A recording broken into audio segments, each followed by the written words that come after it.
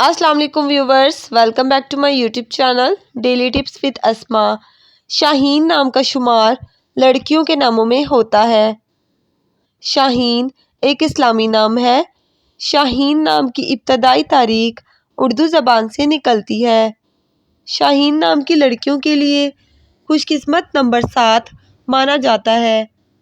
शाहीन नाम का मतलब है सफ़ेद परिंदा और औकाब।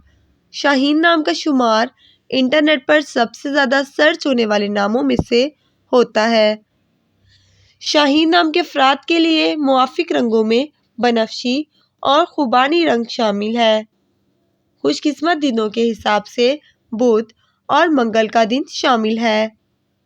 शाहीन नाम के अफराद के लिए मुवाफिक पत्रों में अकीक शामिल है। शाहीन नाम की लड़कियों के लिए खुशकिस्मत धातों में हिंसों के हिसाब से चांदी और लोहा शामिल है। फ्रेंड्स, अगर आप अपने नाम का मतलब जानना चाहते हैं तो कमेंट बॉक्स में अपना नाम लिखें। इंशाअल्लाह हम आपके नाम की वीडियो ज़रूर बनाएंगे। Thanks for watching.